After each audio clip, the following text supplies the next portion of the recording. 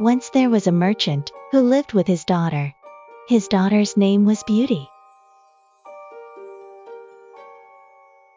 One day merchant returned from a lengthy journey on a dark and freezing night.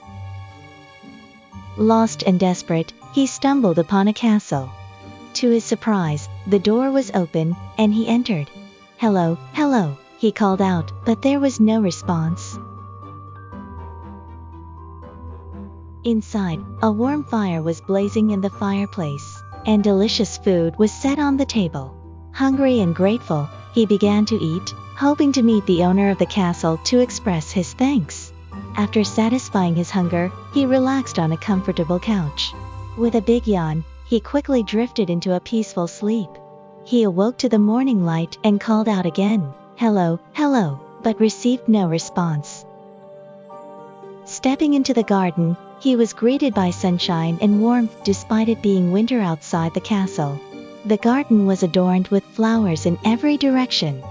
He decided to pluck a rose for his daughter Beauty, who was both kind and beautiful. Suddenly, an angry and menacing voice echoed, "How dare you pick my flowers?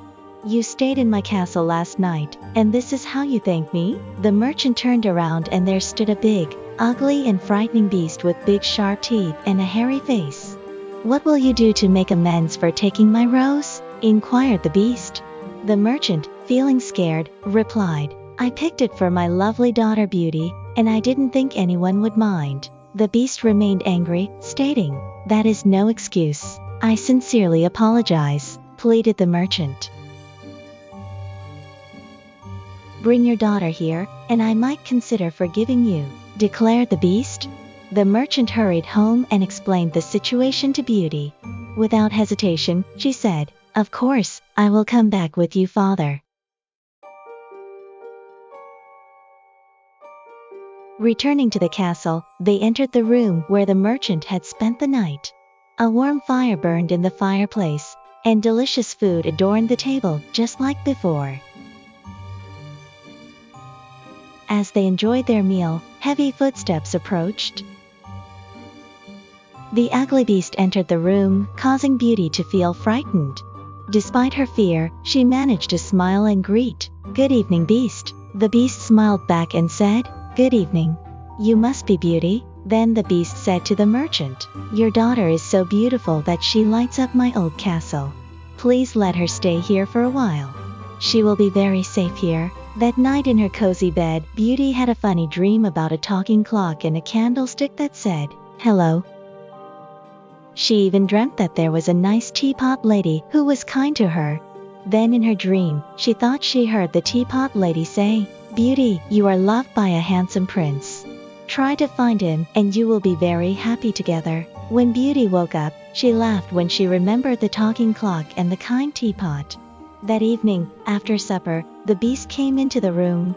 She was still a bit frightened, but all the beast said was, "Good evening, Beauty." Then the beast handed her a rose. "This came from my garden," he said. "Oh, good evening, beast." She smiled. "Thank you. What a lovely flower." "Good night then, Beauty," said the beast, a bit sadly. The next evening after supper, the beast appeared and handed her a book to read. "I think you will like this story. I loved it," he said. "Thank you so much," said Beauty. "You are very kind." "Good night then," said the beast, and off he went. He can't help being a bit ugly, but he's very gentle and kind inside, thought Beauty. I'm not afraid of him anymore, and I have grown to like him a lot. It's what's inside that matters. Beauty loved looking in the beautiful gardens and hearing all the birds singing in the trees. One day in the garden she found an envelope with her name on it. Inside was a note, which said, "Dear Beauty, please pick all the flowers you want." One evening Beauty waited for the beast to come to her at supper time as he usually did. But he didn't appear. She got worried and looked everywhere in the castle. But there was no sign of him. Although it was getting a bit dark, she went out into the garden. She looked all around, but still no sign of the beast. She was getting very worried by now. Then, at the far edge of the garden, she saw a cave. "I wonder if he's in there," she thought to herself. She went in and the beast was lying on the ground with a great big bump on his head. and his cheeks had tears running down them. He appeared as if he were in a deep slumber, and she gently caressed his head. He remained still, not even opening his eyes. She planted a kiss on his forehead, thinking, "Oh, poor dear beast." Then, to her surprise, the beast opened his eyes.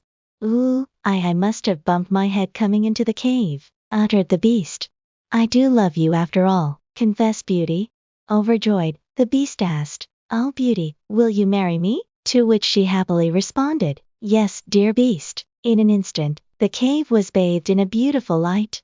The beast had transformed into a handsome prince, wearing a great big smile on his face. He said, "A wicked witch put a spell on me to turn me into a beast. But you said you loved me and now the spell is broken." As they went back into the castle, Beauty noticed a teapot like the one in her dream. Soon they were married and Beauty and the prince lived happily ever after.